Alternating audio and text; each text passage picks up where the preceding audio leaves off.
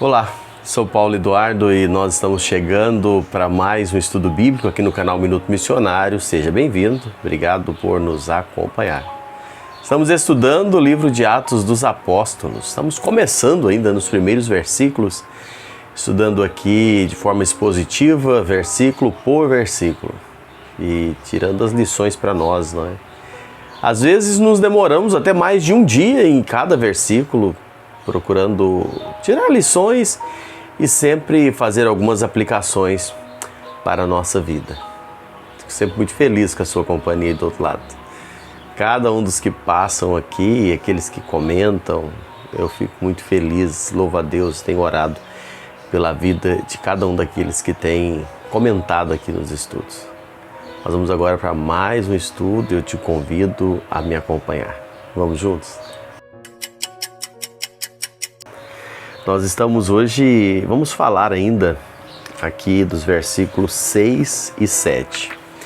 Ainda pensando na promessa de Deus, né? A promessa do Senhor Jesus sobre o Espírito Santo, que era uma dádiva do Pai, um presente. Nós falamos da promessa do Pai, nós falamos no último estudo sobre o batismo com o Espírito Santo, que de fato isso é, contraponto com todas os entendimentos tão distorcidos, não é, que a gente encontra hoje, pessoas falando sobre o Espírito Santo.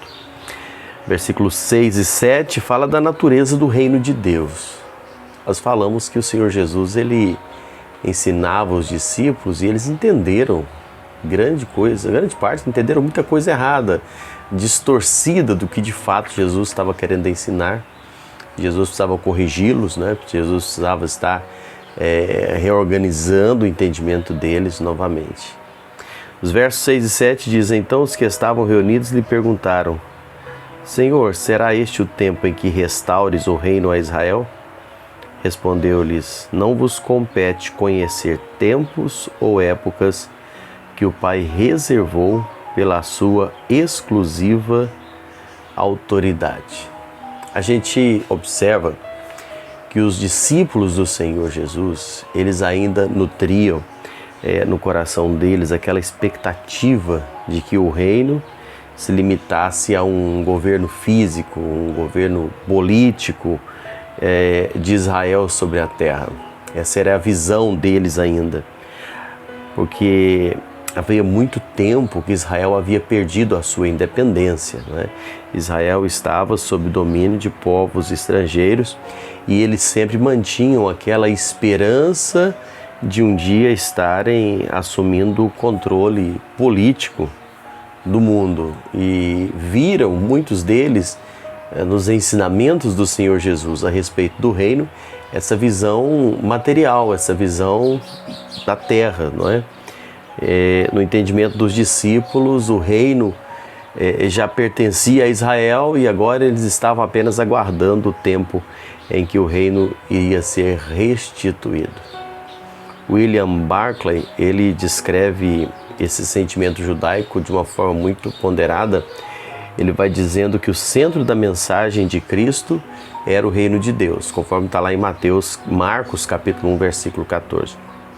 Mas o problema é que os discípulos, eles queriam, eles entendiam de forma distorcida. Jesus falava uma coisa e eles entendiam, eles pensavam outra, né?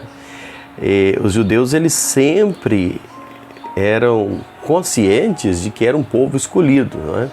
Por Deus. Eles criam que isso significava que eles estariam destinados inevitavelmente a honras, privilégios especiais para poder dominar o mundo por ser esse povo escolhido. E o curso da história havia mostrado que isso era impossível. A Palestina, principalmente na época, era um país muito pequeno, uns 200 quilômetros de comprimento, 60 quilômetros de largura, e teve os seus dias de independência, mas nessa ocasião estava já há séculos sobre domínio, sucessivamente domínio de outros povos, desde a Babilônia, a Pérsia, a Grécia e agora, nesse tempo, sobre o domínio romano. Desse modo, os judeus eles começaram a esperar o dia em que Deus estaria diretamente interferindo na história e libertando o seu povo para colocá-los no topo do mundo novamente. Então eles concebiam o reino de Deus numa visão política. Esse era o entendimento deles. Eles esperavam um reino estabelecido pelo poder e não pelo amor. Eles tinham esse entendimento. E Jesus precisava corrigi-los, né? Jesus precisava mostrar para eles que não era assim. Lendo isso aqui, tirando um pouco do contexto do que realmente os discípulos entendiam, mas trazendo para nós enquanto igreja, eu vejo hoje essa mesma visão distorcida em muitos crentes. Ao olharem para o Evangelho, ao olharem para o plano de Deus em relação ao homem, veem muitas vezes de forma distorcida os planos, os projetos, os propósitos de Deus para nós. E muitas pessoas que hoje entendem de forma errônea a mensagem da cruz. E você acompanha isso, muitas pessoas pregando hoje um evangelho para essa terra. Basta você olhar, eu sempre digo, melhor nem olhar, né? Mas basta você prestar atenção no que é ensinado hoje. Esses programas de televisão, os rádios, nesses grandes chamados templos religiosos, né? Essas grandes igrejas. E o que eles estão pregando ali? Prosperidade material. Eles estão pregando apenas curas físicas. Eles estão pregando que você vai se destacar, que você vai ser cabeça, que você vai ser próspero, que você vai ter muito dinheiro, você não vai ter mais problema de saúde, não vai ter mais nenhuma dificuldade. Trazendo essa ideia de salvação para as pessoas. Quando você olhar os primeiros cristãos, você vai ver que era outra realidade, era de perseguição, de prisão, muitos sendo mortos, passando dificuldades, igrejas que eram de pessoas limitadas financeiramente, Paulo mesmo destacou, não é? Mas que tinham prazer em servir, em estar trabalhando. Então a visão de salvação, ainda hoje, ela é distorcida na cabeça de muitos que esperam coisas para essa terra. Acham que Jesus morreu na cruz para te dar prosperidade, que Jesus morreu na cruz para você não ficar doente mais, quando na verdade o plano e o propósito de Deus é eternidade, é céu, é vida eterna. Nesse mundo aqui a gente vai passar por aflições, por lutas, por batalhas. Temos a presença de Deus ao nosso lado, temos esse ajudador, temos esse poder de Deus que nós vamos estudar aqui, que recaiu sobre nós, mas para nos ajudar a enfrentar e testemunhar.